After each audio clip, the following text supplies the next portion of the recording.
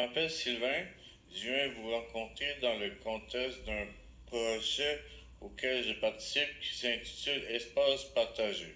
Dans le cadre de ce projet, nous discutons de la notion de cohabitation sociale et nous souhaitons faire cette conversation avec vous. Voici ma question pour vous, Madame Plante. Quelle serait votre suggestion pour une personne qui vient de tomber en itinérance? C'est une bonne question, ça. Qui vient de tomber dans l'itinérance. OK. Tout d'abord, j'aurais envie de l'inviter à ne pas dormir dehors. Donc, ça serait la première chose, c'est d'aller peut-être dans un refuge pour avoir un bon lit, avoir un bon repas, mais aussi parce que dans les refuges, il y a des intervenants. Puis, dépendamment, peut-être que la personne, c'est parce que, je ne sais pas sa situation, là, peut-être qu'elle a de la misère à payer son loyer ce mois-ci, ou bien, finalement, c'est une situation plus complexe. Peut-être qu'elle a besoin de soins à l'hôpital. Donc, d'aller vers une ressource où il y a des gens qui peuvent nous aider à trouver son chemin. Je ne sais pas si ça répond. C'est pas évident parce que, il y a tellement d'histoires différentes. Oui, je sais. Chacun a son propre vécu. C'est ça. Est-ce que je te laisse continuer? J'ai une question suivie, c'est qu'est-ce que c'est pour vous la cohabitation sociale? Oui, c'est une belle question, je trouve.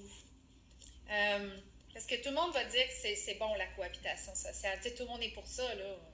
On veut tous être les alliés des autres, puis que tout le monde ait sa place. Mais pour moi, comme mairesse, parce que moi, je vote des budgets, je prends des décisions, je mets des projets en place.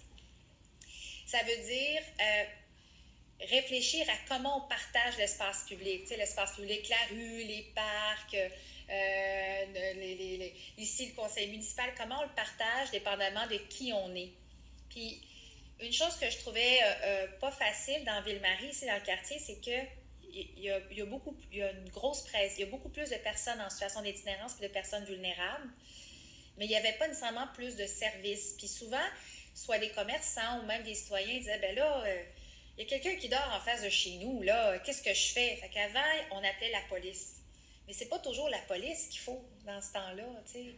Fait que nous, ce qu'on a décidé de faire, c'est de créer une équipe d'intervenants sociaux de la ville qui vont, quand il y a un citoyen ou un commerçant qui dit, ben là, je pense qu'il y a quelqu'un peut-être qui vit comme une crise ou je ne sais pas quoi faire, plutôt qu'appeler la police, on va appeler un intervenant social qui va diriger la personne vers la bonne ressource. Fait que pour moi, la cohabitation sociale, c'est se donner les moyens comme collectivité pour s'entraider puis que chacun ait sa place. C'est vraiment ça. Mais c'est pas facile, puis ça demande beaucoup de travail, puis beaucoup d'efforts, puis beaucoup de collaboration entre les différents partenaires. Mais merci beaucoup, Madame la mairesse. Ça me fait plaisir. Peut-être qu'on aura la chance de jaser après, puis bravo pour ta question. Une très bonne question.